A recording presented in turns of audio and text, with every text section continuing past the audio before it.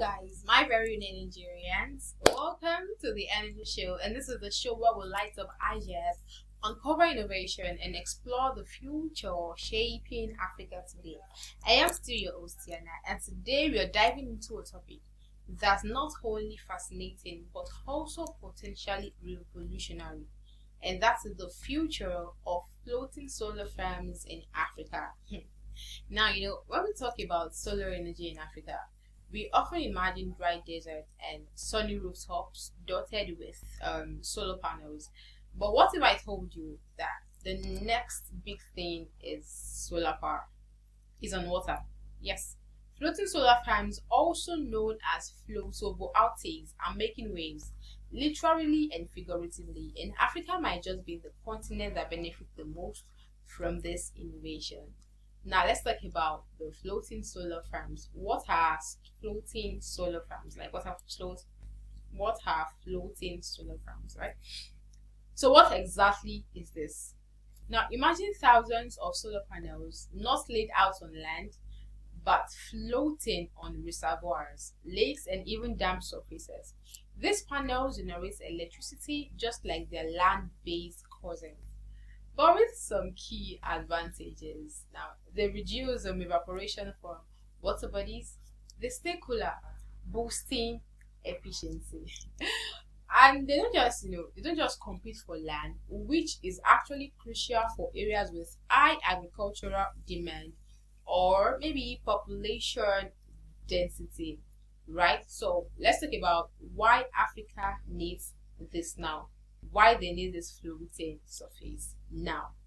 Because Africa is blessed with abundant sunlight, you know that, right? But still, we struggle with energy poverty. Around 600 million Africans, they lack access to reliable electricity, very reliable electricity. Now, imagine this. Many African countries already have large hydropower dams like the Kainji in Nigeria, the Kariba in Zambia, and even the Zimbabwe and Lake Volta in Ghana. Now, these water bodies could serve as a dual purpose for us, generating hydro and solar power side by side.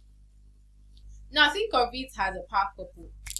Literally, yes, and that's because the panels float. They don't take up valuable farmland, no.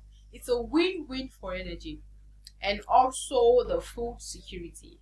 Now, let's quickly dive into the current projects and progress, right? So we're going to zoom in on some real action, like the real one and the realistic one that has happened. In Seychelles, the African Development Bank funded East Africa's first floating solar plant on a lagoon near Mahale Island. Whoa. Zimbabwe recently announced plans to install floating solar panels on the Kariba Dam, aiming to reduce strain on the aging hydro systems. Even South Africa and Ghana, they are also eyeing similar projects. Whoa, then we can also do this in Nigeria, right? Now, these aren't just pilot ideas, no, they are scalable, sustainable, and even showing strong results. Let's talk about the future hopes and all those, like most time, like the challenges. The potential, it is massive because we have the potential here. Now, just imagine thousands of megawatts generated from water bodies without disrupting the land ecosystem. Just visualize that, right? Let's talk about the challenges anyways. Now, these floating systems, they are still more expensive than land-based panels.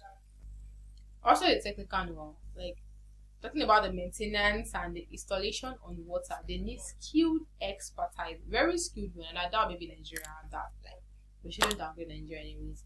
Policy and regulation. Many countries still don't have frameworks for floating solar farms. Yeah, that's true. They don't really have it. But guess what? With growing international support, the public-private partnerships, and a youth-driven innovation scene, Africa has the tools to lead this clean innovation revolution. We have the tools. Like, if we want to do it, we're going to do these things. Right? Now, why this matters to you, and to myself.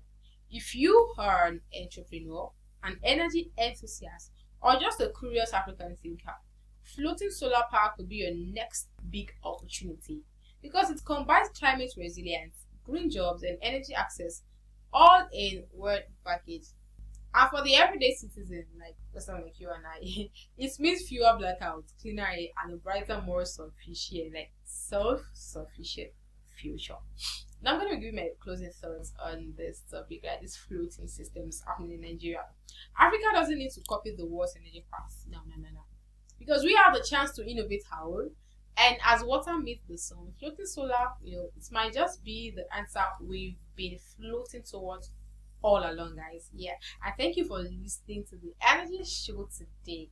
Now, if you enjoyed this episode, do hit that subscribe button, share it with a friend, and join the conversation online. And follow us across all social media platforms at the TLIG Africa. Until next time, guys, stay bright and stay curious. I remain Tiana. Bye, guys.